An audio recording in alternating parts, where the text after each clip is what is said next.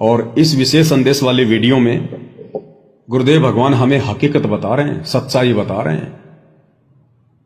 और आप और हमने भी अपने गुरुदेव भगवान के संघर्ष को देखते हुए, जो संघर्ष उन्होंने अपने दम पर किया, उन्होंने अकेले ने किया, किसी ने उनका साथ नहीं दिया उन दिनों में। जब 1995 के बाद में गुरुदेव भगवान गांव गांव जाकर पाठ करते थे, सत्संग करते थे, सारी व्यवस्था गुरुदेव भगवान किया करते थे। जहां गुरुदेव ने पाठ करना होता था उस जगह को गुरुजी साफ किया करते थे जाकर। भगत भी नहीं पहुंच पाते थे, पहले गुरुजी चले जाते थे। भैंसों का गोबर, भैंसों का ठाण, भैंसों का पेशाब गुरुजी अपने हाथों से फावड़ा ले लेके उसको साफ किया करते थे। जिस मकान में गुरुदेव भगवान ने पाठ करना होता था, दरबार साहिब लगाना होता था, गुरुजी उस मकान की खुद सफाई करते थे। मकड़ियों के जाले उतारना, साफ करना, झाड़ू मारना। क्योंकि उस समय भाई और बहनों कोई भी गुरु को जो है परमात्मा नहीं मान रहा था, भगवान नहीं मान रहा था, गुरु भी नहीं मान रहे थे। बस देखा देखी में लगे हुए थे कि गुरुजी ने हमारी भैंस ठीक कर दी, गुरुजी ने मेरा छोरा नौकरी लगा दिया, गुरुजी ने मेरे भूत प्रेत की बाधा ठीक कर दी, गुरुजी में कोई शक्ति है। बाकी असल में गुरु भी नहीं मान रहे थे, ज्ञान आधार था ही नहीं। उस समय गुरुदेव भगवान लोगों की गालियां खा खा कर, और जब गुरुजी पाठ किया करते थे तो आपने गुरुजी के छोटे लड़के मनोज का इंटरव्यू सुना होगा ना। मनोज ने क्या कहा कि जब गुरुजी पाठ करते थे तो आड़ोसी पाड़ोसी गालियां निकालते थे, पत्थर मारा करते थे। जब गुरुजी सत्संग करते थे कहते थे मारेंगे इसको, इस गांव में कैसे आ गया। और गुरुजी कहते थे बच्चों कोई बात नहीं, तुम बैठे रहो, परमात्मा के ऊपर है। और आराम से सत्संग करके जाते थे कि किसी को कुछ नहीं कहना, जो भगत का नियम है भगत अपने नियम में रहेगा। तो उन शुरुआती समय की गुरुदेव भगवान जानकारी दे रहे हैं। अब संगत तो खाली सत्संग सुन लेती है, विचार संगत जो है करती नहीं है। तो 1995 की बातें, 1995, 96, 97, 98, उन 4-5 वर्षों की, यानी 1994 से गुरुदेव ने जो दीक्षा देनी शुरू की और सन 2000 तक वो गुरुदेव भगवान की लीला में जीवन का सबसे बड़ा संघर्ष था, वो सबसे बड़ा संघर्ष। और उस संघर्ष में गुरुदेव भगवान कह रहे हैं बच्चों किसी ने साथ नहीं दिया। जबकि उस समय गुरु का परिवार साथ देने वाला था, योग्य था। गुरु का भाई उस समय गुरुजी का शिष्य बन चुका था। गुरुजी के दोनों बेटे, दोनों बेटियां, गुरुजी की पत्नी, गुरुजी के माता पिता, गुरुजी के जो है भगत बन चुके थे, शिष्य बन चुके थे, उपदेश ले चुके थे। लेकिन इन लोगों ने भी गुरुदेव का साथ नहीं दिया। और गुरुजी अकेले गांव गांव जाकर सत्संग करते थे। इतना संघर्ष किया गुरुदेव भगवान ने। और खुद वो मनोज अपने इंटरव्यू में कह रहा है कि 1997 में, 1998 में मैंने और मेरे भाई साहब ने, यानी वीरेंद्र ने, दोनों ने एक राशन पानी की दुकान खोली, किराने की दुकान खोली। और 98 में हमारी दुकान इतनी जबरदस्त चल रही थी, 1998 में हम लोग महीने का 1.5 लाख रुपए कमाते थे। महीने का 1.5 लाख, यानी उस समय 98 में महीने का 1.5 लाख, आज के हिसाब से 10 से 15 लाख रुपए महीना। अब बताओ गुरुजी के दोनों बेटे, अरे जो लड़का राशन की दुकान खोल सकता है, जो किराने की दुकान खोल सकता है, वो बालक होता है क्या। उस समय गुरुजी के बड़े लड़के वीरेंद्र की तो शादी भी हो गई थी। और उस समय ये दोनों भाई काम धंधे में बिजी थे, काम धंधे में व्यस्त थे। गुरुजी का भाई जो गुरुजी का भगत बन चुका था, हरियाणा पुलिस में नौकरी करता था, अपनी नौकरी में मस्त था। गुरुजी की कलयुगी पत्नी, भक्तों की अनारो माई, गुरुजी का विरोध किया करती थी। उनका भगत होने के बाद भी, उनसे उपदेश लेने के बाद भी गुरुजी को भला बुरा कहा करती थी। बन गया बाबा, छोड़ दी नौकरी, बच्चे क्या खाएंगे। क्योंकि गुरुजी ने नौकरी को ठोकर मार दी और परमात्मा अपनी आत्माओं को जगाने के लिए निकल पड़े। तो गुरुजी की पत्नी भी उनके विरोध में, गुरुजी के रिश्तेदार उनके विरोध में, दोनों लड़के अपने काम धंधे में, अपनी कमाई में। और गुरुजी की पत्नी कभी तो गुरुजी को समझाने के लिए, देखो भाई और बहनों हमारे भाग फूटे पड़े हैं, गुरुजी से उपदेश ले लिया 1994 के बाद गुरुजी की कलयुगी पत्नी ने, अनारो माई ने। और उसके बाद जब गुरुजी ने नौकरी छोड़ दी, गांव गांव जाकर सत्संग करने लगे, घर भी छोड़ दिया, तो गुरु जी की पत्नी गुरु जी के विरोध में आ गई। कभी अपने भाई को भेज रही है कि जाकर समझा तेरे जीजा को, ऐसे थोड़ी काम चलेगा, घर छोड़ दिया, बच्चे क्या खाएंगे। कभी अपने भाई महेंद्र को भेज रही है कि जा तेरे भाई को समझा, और वो मूर्ख महेंद्र अपनी भाभी के कहने पर अपने गुरु को समझाने के लिए चल पड़ा। कर्म फूट गए कर्म। ऐसे भक्तों की कुसंगति कर रही है आज ये संगत है, जिनको ना गुरु की पहचान ना कोई ज्ञान की पहचान। तो क्या कह रहे हैं गुरुदेव भगवान, फिर आपको मनोज की वीडियो भी सुनाएंगे थोड़े से। आज क्या कह रहे हैं परमात्मा। कहे कबीर सुनो भाई साहब, सब उल्टा व्यवहार, साचे को तो झूठा बताओ, इन झूठों का एतबार, निरंजन बन तेरा दरबार, कहाँ पर तनिक न्याय विचार। परमात्मा कहते हैं झूठा नजर सच्चा मान रहे तुम। 600 साल पहले कहा करते, और आज से 20 साल पहले 30 साल पहले तो यही हालत थी। कोई भी मानने वाला नहीं था, दास के साथ कोई सहयोग नहीं कर रहा था। क्या करें परमात्मा, आज से 20 साल पहले 30 साल पहले बच्चों यही हालत थी। दास का कोई भी सहयोग नहीं कर रहा था, कोई भी मेरा साथ नहीं दे रहा था। और मनोज ने अपने इंटरव्यू में बिल्कुल क्लियर कर दिया कि वास्तव में गुरुजी का परिवार भी, गुरुजी का भाई भी उस समय संघर्ष के दिनों में गुरुजी का साथ नहीं दे रहे थे। क्या कह रहे हैं परमात्मा। तुम 600 साल पहले कहा करते, और आज से 20 साल पहले 30 साल पहले तो यही हालत थी। कोई भी मानने वाला नहीं था, दास के साथ कोई सहयोग नहीं कर रहा था।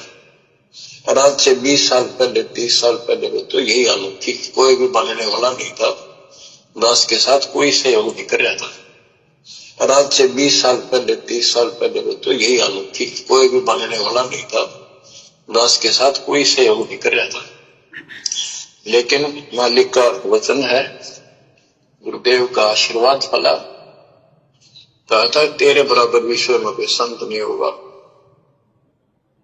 सुना भाई और बहनों अपने पूज्य गुरुदेव भगवान के मुख कमल से। ये साथ में आपको सबूत दिए जा रहे हैं, प्रमाण दिए जा रहे हैं, मनमुखी बातें नहीं बोली जा रही। हमने इन चीजों पर ध्यान देना है कि हम किन लोगों की कुसंगति में पड़े हुए हैं और हमने क्या करना चाहिए वर्तमान में। जिन लोगों ने उस समय गुरु का साथ नहीं दिया, वो वर्तमान में क्या खाक साथ देंगे और कहां साथ दे रहे हैं। ये तो उल्टा गुरु जी के मिशन को नरक में लेके जा रहे हैं। ना उस समय साथ दिया और ना 2014 बरवाला कांड के बाद में साथ दे रहे, उल्टा गुरु जी की मर्यादाओं की धज्जियां उड़ा रहे हैं। दास बार बार कहता है गुरु जी का राजनीति से कोई लेना देना नहीं, राजनेताओं से कोई लेना देना नहीं। कभी गुरु जी ने अपनी संगत को राजनीति करने का आदेश नहीं दिया, वोट भी डालने का आदेश नहीं दिया, किसी पार्टी विशेष का समर्थन करने का आदेश नहीं दिया, राजनेताओं की रैलियों में धक्के खाने के आदेश नहीं दिए। क्या चुनाव उस समय नहीं होते थे? लेकिन 2014 के बाद इन लोगों ने उल्टा गुरुदेव भगवान के नियमों के विरुद्ध संगत को खड़ा कर दिया। नरेंद्र मोदी की रैलियों में बसों में भर भर के ले जा रहे हैं भक्तों को। हरियाणा के मुख्यमंत्री की रैली में भीड़ जुटाने के लिए भक्तों को लेके जा रहे हैं। 2019 में कांग्रेस के समर्थन में आ गए, कांग्रेस को वोट डलवा दिए। 2024 में बीजेपी के समर्थन में आ गए, दल बदलू, कोई स्टैंड ही नहीं इनका। गुरुजी ने कहा कि बच्चों हमने गेम भी नहीं खेलना मोबाइल में भी। इन्होंने कहा कि गुरुजी कोई बात नहीं, मोबाइल में नहीं खेलेंगे तो हम स्टेडियम खोल देते हैं। इन्होंने स्टेडियम खुलवा दिए। गुरुजी ने कहा कि बच्चों हमारा जगत के साथ कोई लेना देना नहीं है, दुनिया से थी दोस्ती, पढ़े भजन में भंग, एकाएकी राम से या साधु के संग। इन्होंने कहा कि कोई बात नहीं गुरुजी, लो हम हरियाणा के जाट आरक्षण में भक्तों को बैठा देते हैं। लो गुरुजी हम राजस्थान के गैंगस्टर आनंदपाल सिंह की सीबीआई जांच के समर्थन में भक्तों को बैठा देते हैं जगत वालों में। जो काम आपने नहीं किए वो हम करेंगे गुरुजी। सारे उल्टे काम किए इन्होंने, सारे उल्टे काम टोटल। तो गुरुदेव कह रहे ना तो उस समय कोई हमारा साथ देने वाला था, ना साथ दिया। और 2014 बरवाला कांड के बाद देख लो इन्होंने किस कदर परमात्मा ने जिन भक्तों को ऊपर उठाया, मर्यादा बताई, भक्ति बताई, उन्हीं भक्तों को इन्होंने नरक में ठोक दिया। मर्यादा तोड़वा तोड़वा के।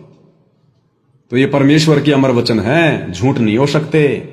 गुरुजी कह रहे हैं आज से 20 साल पहले, 30 साल पहले, तो ये विशेष संदेश हिसार जेल से आ रहे थे ना 2023 में, तो 23 से 20 साल पहले 2003, कि 2003 से पहले इस दास का कोई भी साथ देने वाला नहीं था, कोई भी। और अब आपको भाई और बहनों गुरुजी के छोटे लड़के मनोज का वो इंटरव्यू सुनाते हैं आपको, जिसमें मनोज खुद स्वीकार कर रहा है, खुद स्वीकार कर रहा है कि हम दोनों भाई भी गुरुजी का साथ नहीं दे रहे थे। जिस समय गुरुजी गांव गांव जाकर संघर्ष कर रहे थे, उस समय हम लोग माया के पीछे दौड़ रहे थे, पैसे छाप रहे थे हम, लाखों रुपए महीने का, और गुरुजी लोगों की गालियां खा रहे थे, लोगों के डले खा रहे थे, आप और हम आत्माओं तक ये ज्ञान पहुंचाने के लिए। तो क्या कहा इसने भाई और बहनों, सुन लो इन्हीं के मुख से। मैं कहूं तो हो सकता है भक्तों के समझ में ना आए कि पवन दास तो झूठ बोलता है, और ये गुरुजी के लड़के का खुद का इंटरव्यू है, इसने खुद अपने मुंह से अपनी सच्चाई बताई है, सुन लो। सत्संग पाठ ज्यादा होने लगे, उसके बाद गुरुजियों ने लगभग कर त्याग दिया। गुरुजियों ने, पिताजियों ने घर आना जाना बंद कर दिया। गुरुजियों ने, पिताजी ने घर आना जाना बंद कर दिया 1995 में, और नौकरी से भी त्याग पत्र दे दिया, नौकरी भी छोड़ दी, और कह रहा गुरुजी ने घर आना भी छोड़ दिया। इसके चलते इनकी माताजी नाराज हो गई कि लो जी, पहले तो नौकरी आती थी, तनख्वाह आती थी, पैसे आते थे घर में, अब तो वो तनख्वाह भी आनी बंद हो गई और इन्होंने खुद भी घर छोड़ दिया। तो गुरुजी की कलयुगी पत्नी अनारो माई भी गुरुजी के विरोध में, जबकि उस समय उसने गुरुजी से नाम भी ले लिया था। आजीविका साधन सैलरी थी, आजीविका का साधन सैलरी थी। बताओ, ये कह रहे हैं आजीविका का साधन केवल सैलरी थी, भगवान नहीं था, गुरुजी नहीं थे, भक्ति नहीं थी, और जमीन भी तो थी भाई। और गुरुजी तो सत्संग में बताते हैं कि मैंने एक मकान तो मैंने किराए पे चढ़ा रखा था, तो 2-2,500 रुपए तो उसका भी किराया आता था। फिर भैंस भी रखते थे, घी दूध का काम भैंस से चल रहा था, जमीन भी थी, फिर भी कह रहा कि आजीविका का साधन केवल सैलरी थी। यानी मेहनत करते जोर आता था, गुरुजी की तनख्वाह पे ही टूक तोड़ रहे थे। इसलिए गुरुजी के परिवार को यह दुख हुआ। गुरुजी भले चले जाओ, कोई दिक्कत नहीं, गुरुजी के जाने से दिक्कत नहीं थी, लेकिन गुरुजी ने जो नौकरी छोड़ दी ना, जो तनख्वाह रही थी, वो ना आने से फिर दिक्कत हो गई। तो वो अब बंद हो गई थी, तो मम्मी को बड़ी चिंता हुई इस चीज के लिए। मम्मी को बड़ी चिंता हुई। अरे भैया, जब पापा जी को कोई चिंता नहीं हुई तो मम्मी को कहेंगे चिंता। अरे जब पापा जी ने नौकरी छोड़ दी तो कुछ सोच समझ के छोड़ी होगी ना। जब पापा जी को चिंता नहीं और उधर मम्मी जी को चिंता हो गई नौकरी छोड़ने से, फिर क्या खाक भक्ति कर रहे थे? अरे भक्ति तो भगत को चिंता मुक्त करती है। फिर क्या खाक विश्वास था तुम लोगों का अपने भगवान पे, अपने गुरु जी पे? कति मानुष मानते थे, मानुष, कि अब कैसे खर्चा चलेगा। जी बिल्कुल। और कैसे परवरिश होगी बच्चों की। अब कैसे खर्चा चलेगा, कैसे परवरिश होगी बच्चों की। बच्चे कोई दूध पीते थे क्या? अरे तुम लोग दूध पिया करते थे क्या? छोटे छोटे थे क्या? इस मनोज के बड़े भाई वीरेंद्र की तो शादी भी हो गई थी, गुरुजी की बड़ी लड़की की शादी हो गई थी, वो अपने घर चली गई थी। ये मंजू और मनोज दोनों स्कूल में जाया करते थे 6ठी 7वीं में। बड़ा लड़का, उसकी शादी हो गई थी, वो कमाने दवाने लायक हो गया था। कहीं भी जाके छोटा मोटा काम करता, कोई मजदूरी करता, कोई नौकरी करता, आराम से 5-7 हजार रुपये कमाता उस समय महीने के। घर पे तुम्हारी जमीन थी, भैंस थी, मकान तुम्हारा किराए पे था। बताओ फिर चिंता किस बात की? ऐसी सुविधा तो वर्तमान में सतगुरु रामपाल जी के 90% भक्तों के घरों में नहीं है। और वो भगत भी नहीं कहते कि बड़ी चिंता हो गई, अब कैसे खाएंगे, कैसे कमाएंगे। कि भगवान देगा, मालिक, भक्ति करेंगे तो परमात्मा देगा, सोचल छिद्र करेगा।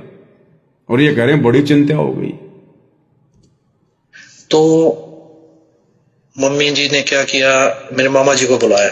अच्छा, सुनते जाओ। मेरे मामा जी आए, मेरे मामा जी को बताया मम्मी जी ने कि ऐसे ऐसे बच्चों के पिताजियों ने दौड़ना बंद कर दिया और कैसे चलेगा, खर्चा कैसे चलेगा, इनकी परवरिश कैसे होगी। तो मामा जी ने सुनी ये सारी बातें।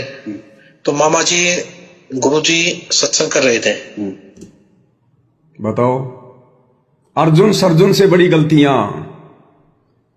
अरे 650 साल पहले तो परमात्मा ने मूल ज्ञान नहीं दिया था, तत्व ज्ञान नहीं दिया था, वो मोक्ष का समय भी नहीं था। इसलिए अर्जुन सर्जुन ने छोटी सी गलती करी थी, उसकी सजा भी उनको 250 वर्ष तक उसी शरीर में रहकर भोगनी पड़ी।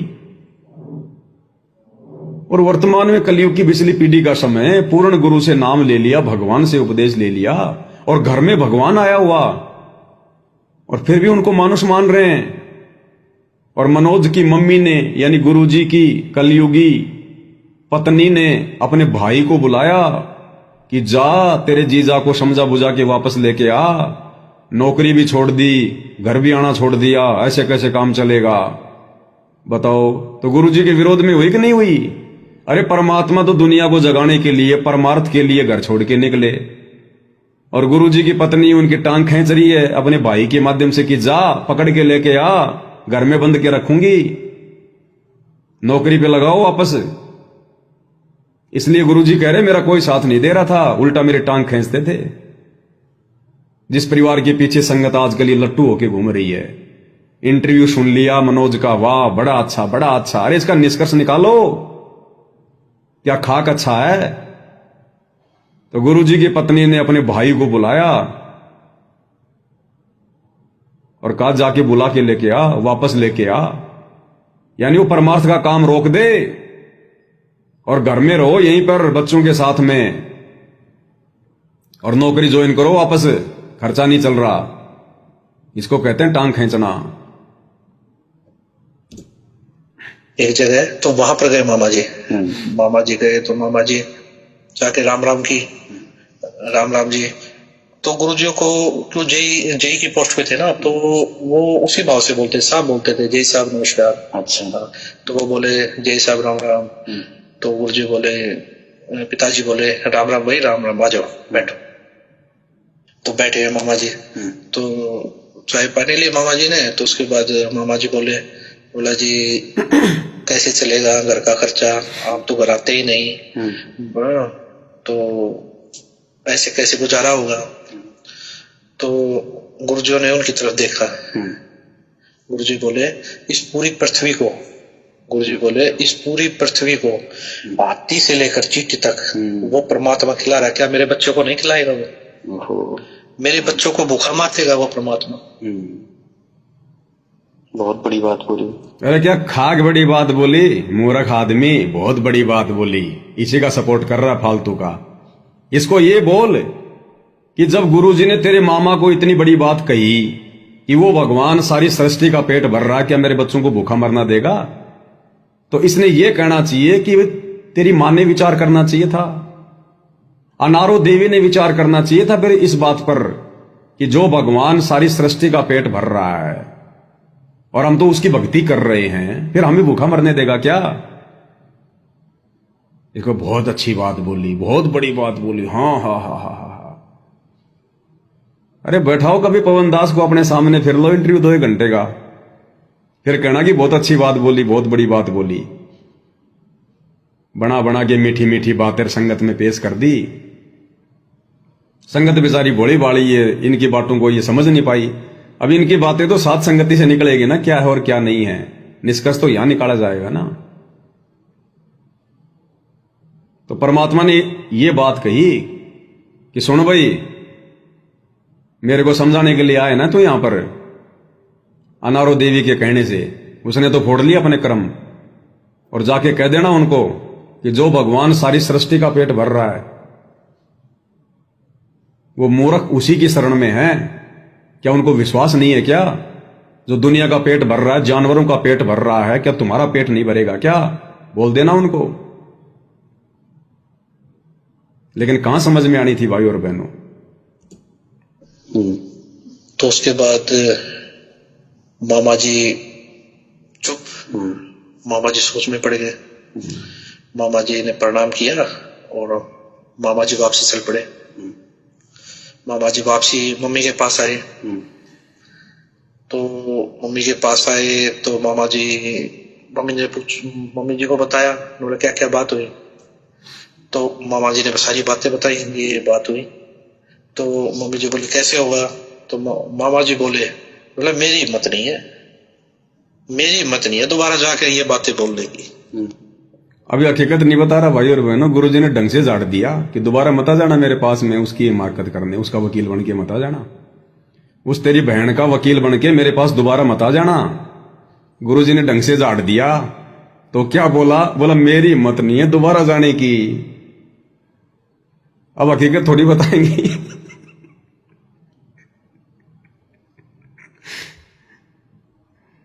मम्मी जी को बताया, बोले क्या क्या बात हुई। तो मामा जी ने सारी बातें बताई, ये बात हुई। तो मम्मी जी बोली कैसे होगा। तो मामा जी बोले मेरी हिम्मत नहीं है दोबारा जाकर ये बातें बोलने की। आज इतनी बड़ी बात बोल दी उन्होंने। आज जय साहब ने इतनी बड़ी बात बोल दी है कि मेरी हिम्मत नहीं है दोबारा जाके बात करने की। बहन तो बता ना फिर वो बात है, वो कौन सी बात बोली गुरुजी ने इतनी बड़ी कि अब दोबारा तेरे मामा की हिम्मत ही नहीं पड़ी जाने की। वो बात क्यों नहीं बताई फिर तूने इंटरव्यू में? बता फिर कौन सी बात बताई थी। अगर गुरुजी ने यही कहा था कि भाई परमात्मा सारी सृष्टि का पेट भर रहा है, तो ये बात बताने में क्या दिक्कत आ रही थी कि भाई उन्होंने तो मुझे ये बात बताई है, लेकिन हकीकत नहीं बता रहा। तो पैसे चलता रहा। कुछ टाइम के बाद फिर मेरे चाचा जी, मम्मी ने अंकल जी को बुलाया, उनको भी बताई। कुछ समय बाद में मेरी मम्मी ने अंकल जी को बुलाया, चाचा जी को। चाचा जी कौन भाई और बहनों? महेंद्र जी, गुरुजी के छोटे भाई। उन्होंने भी उस समय गुरुजी से नाम ले लिया था। गुरुजी के चेले, गुरुजी के शिष्य अनारो माई भी और महेंद्र भी। जब अनारो माई ने देखा कि बात बनी नहीं मेरे भाई से, तो भाई तो मार खा के आ गया। फिर अपने भाई को संवार दिया कि तू जा, और अपने भाई ने समझा बुझा के वापस लाया। अब बताओ, उस भाभी के चक्कर में अपने कर्म फोड़ने के लिए वो महेंद्र चला गया अपने भगवान को समझाने के लिए। अर्जुन ने तो छोटी सी गलती करी थी, ये गुरुजी का परिवार तो उसे हजारों गुना बड़ी गलतियां करके बैठा है। वो अंकल जी क्या करेगा देख लो भाई खर्चा कैसे चलेगा, बच्चों की परवरिश कैसे होगी, ये चीजें देखकर अंकल जी ये सारी बातें सुनी। अब बताओ, महेंद्र ने भी नहीं समझाया अपनी भाभी को। जब वो कह रही थी कि खर्चा कैसे चलेगा, तो महेंद्र को अगर ज्ञान होता तो महेंद्र कम से कम अपनी भाभी को समझाता कि भाभी तू क्यों टेंशन ले रही है, भगवान अपने घर में आया हुआ है, गुरुजी पूर्ण गुरु हैं, और वैसे भी कौन सी कमी अपने घर में। अरे जमीन रही, भैंस रही, मकान किराए पे चढ़ रहा, बड़ा बड़ा लड़का नौकरी कर सकता है, दिक्कत क्या आ रही है अपने। वो अगर कोई परमार्थ का काम कर रहे हैं तो उनको करने दो। अपनी भाभी को नहीं समझाया ज्ञान आधार से, और अपने भाई को समझाने के लिए, अपने गुरु को समझाने के लिए निकल पड़ा। ये जाएंगे सतलोक। सुनकर फिर वो गुरुजियों के पास गए। गुरुजियों के पास जाकर बोले जी आप सत्संग में जाते हो, भाई सत्संग में जाते हो आते हो, कोई बात नहीं, घर पे भी आ जाया करो। आप सत्संग में आते जाते हो, कोई बात नहीं, घर पे भी आ जाया करो। देखो, गुरु को सलाह दे रहा है, जैसे गुरु ने जाने अनजाने में वो कदम उठाया हो कि गुरु को मालूम नहीं था, गुरु ने गलती कर दी घर छोड़ के। सत्संग में आते जाते हो, घर पे भी आ जाया करो। अब सोचो उस समय ये सत्संग कहां सुनते होंगे महेंद्र, जो गुरु जी को सत्संग करने से मना कर रहा है, परमार्थ के काम से रोक रहा है भगवान को, कि जो घर पे भी आ जाया करो। अरे तो गुरुजी ने बिना सोचे समझे घर छोड़ा है क्या? गुरुजी ने सोच समझ के तो फैसला लिया होगा घर छोड़ने का, उसके बावजूद भी कह रहा जी घर आ जाया करो। ये होता है गुरु को सलाह देना। अर्जुन सर्जुन के बाप हैं ये, अर्जुन सर्जुन के बाप है। अब बताओ इनको कहां ठिकाना है इनका। और इन लोगों के पीछे संगत आज बावड़ी होके घूम रही है, जिनके पास में तत्व ज्ञान की फूटी कोड़ी भी नहीं है।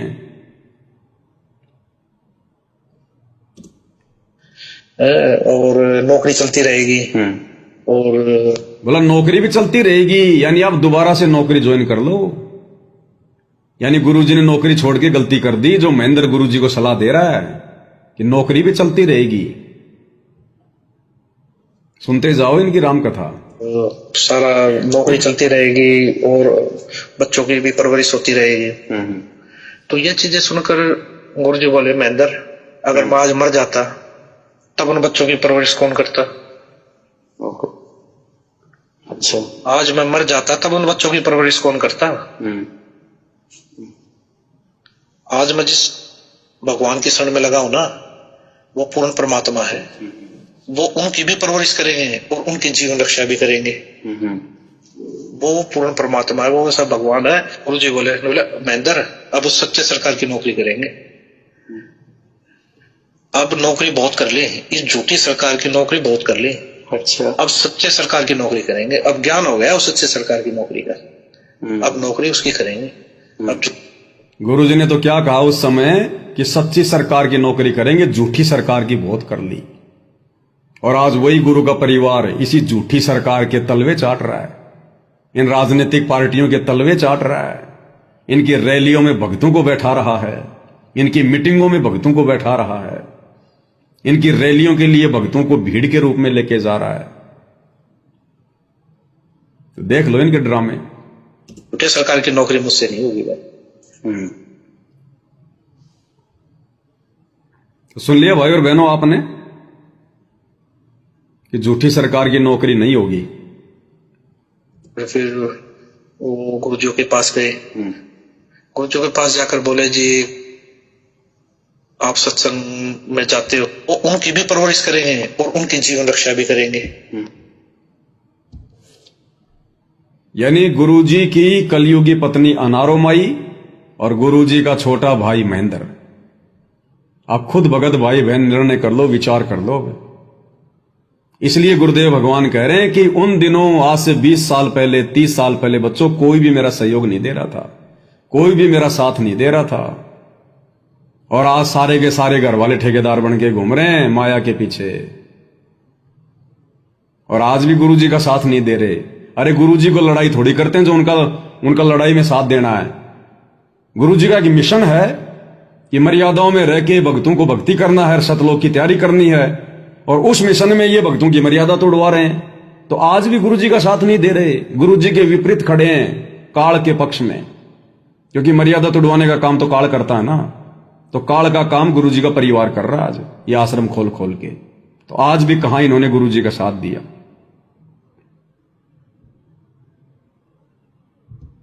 तो भाई और बहनों, एक नहीं ना जाने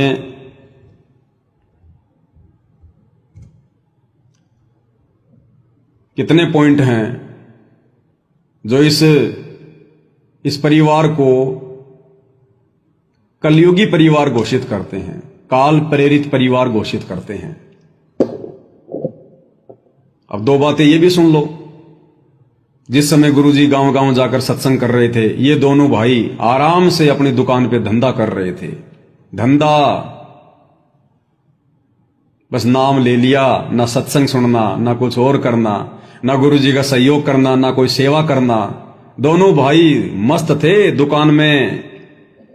1998 की बात बता रहा है, सन 2000 तक तो इन लोगों ने दुकान चलाई बढ़िया। क्या कह रहा है, छोटा सा इंटरव्यू।